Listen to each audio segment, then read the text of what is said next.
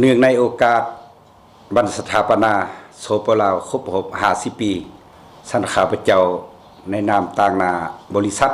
ผู้ประกอบการเนื่องในโอกาส50 ปีเนาะ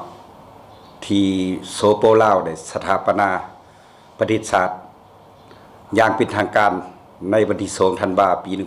1975 เป็นต้นมานั้นตลอดระยะ50 ปีประวัติศาสตร์ของพวกเราได้เติบใหญ่ขยายตัวและก็ได้พัฒนาขึ้นอย่างบ่หยุดยั้งโดยเฉพาะเนาะเกี่ยวกับแนวทางนโยบายของพรรคและรัฐในการเพียรพัฒนาเศรษฐกิจสังคมก็คือการพัฒนาหันเปลี่ยนเนาะตามแนวทางนโยบายของพรรคหันเปลี่ยนในระยะใหม่นั้นพรรครัฐพวกเราได้นำใช้เนาะเถื่อได้นำพาประวัติศาสตร์ก็คือนำพาประชาชนหลุดพ้นออกจากความทุกข์ยากเถื่อละเก่าซึ่งแสดงออกการสร้างสาพัฒนาประเทศศาสตร์ในระยะใหม่พรรครัฐของพวกเราได้เอาใจใส่ต่อการพัฒนาพื้นฐานโครงสร้างซึ่งเฮ็ดให้ชีวิตการเป็นอยู่ของประชาชนนับมือได้นับกันแก้ไขและปรับปรุงดีขึ้นเรื่อยๆความมั่นคงหรือว่าการป้องกันศาสตร์ป้องกันความสงบที่ว่าได้มีเสถียรภาพทางด้านการเมืองถือว่ามีความสงบโดยพื้นฐานด้านวัฒนธรรมสังคมก็ได้ขยายตัวอย่างกว้างขวางโดยเฉพาะเป็นด้านสาธารณสุขการศึกษาเนาะก็ได้พัฒนาขึ้นเป็นเก่าๆการพัฒนาในระยะใหม่เห็นว่ามีหลายเบียกงานหรือว่าหลายแขนงการเบียกงานเถื่อมีการก้าวหน้าโดยกระโดดขันเนาะซึ่งแสดงออกการสร้างสาเส้นทางคมนาคมขนส่งทางบกทางอากาศเนาะอันนี้ถือว่าได้พัฒนาประเทศชาติพวกเราเนาะก็ได้มีทางรถไฟเนาะระดับสากลได้เปิดและนำใช้อย่างเป็นทางการเป็นใบหน้าใหม่สังการใหม่ของโสปลาวที่บ่เคยมีมาในประวัติศาสตร์ของชาติลาวเฮาต่อกับระยะ50 ปีเนาะพรรครัฐพวกเฮา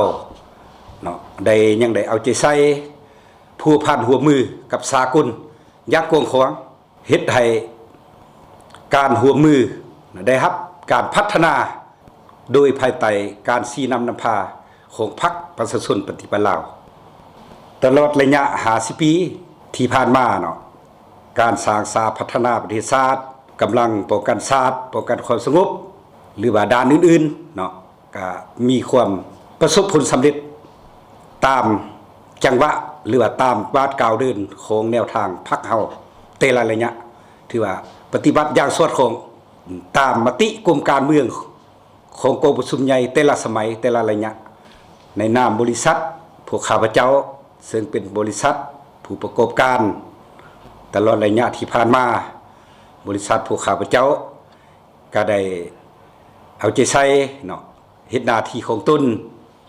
เพื่อเป็นการประกอบส่วนเข้าในการสร้างสาพัฒนาประเทศชาติ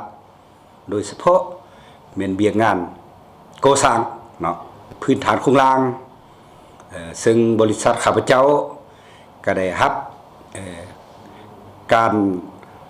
ไว้วางใจหรือว่ามอบหมายโครงการประวัติศาสตร์ที่สำคัญให้บริษัทพวกข้าพเจ้าได้จัดตั้งปฏิบัติโดยเฉพาะเป็นโครงการประวัติศาสตร์ของศาสตร์ลาวเฮาคือโครงการก่อสร้างอนุสรณ์สถานโกงห้อยและสวงจุดประกาศสร้างตังโกงห้อยและสวงหรือว่าจุดประกาศสร้างตังกองทัพประชาชนลาวในปัจจุบันเนาะและก็ยังมีโครงการก่อสร้างอนุสรณ์สถานสีทองวีรสุนนักรบแห่งชาติลาวคนทำอิฐแต่บริษัทก็ได้จัดตั้งปฏิบัติระยะหนึ่งถือว่าสำเร็จนอกจากนี้บริษัทพวกเขาเนาะยังได้เฮ็ดโครงการก่อสร้างในขอบเขตทั่วประเทศเนาะโครงการน้อยโครงการระยะกลางหรือว่าโครงการใหญ่พอสมควรก็ถือว่ามีสันในโอกาสสถาปนาเนาะโสปลาวเนาะครบรอบ50 ปีในโอกาสนี้เนาะข้าพเจ้า ในนามต่างนาบริษัทก็คือผู้ประกอบการก็คือประสุลาวผู้หนึ่งขอถือโอกาสนี้อวยใส่พรเดการนำภาครัฐขันถึงทุกทั่วหน้าเนาะตลอดไปถึงพนักงานนักรบพ่อแม่ประชาชนบรรดาเผ่าจงมีสุขภาพเข้มแข็งมีพลานามัยสมบูรณ์ผลสุขและก็พร้อมกันประกอบส่วนสุมสุขสติปัญญาความรู้ความสามารถเพื่อสร้างสาพัฒนาประเทศชาติก็คือโซโปลาวพวกเขาให้ก้าวหน้าเจริญรุ่งเรืองทันสมัยให้เทียบทันกับประเทศอื่นเพื่อนมิตรในโลกเขาเข้าใจ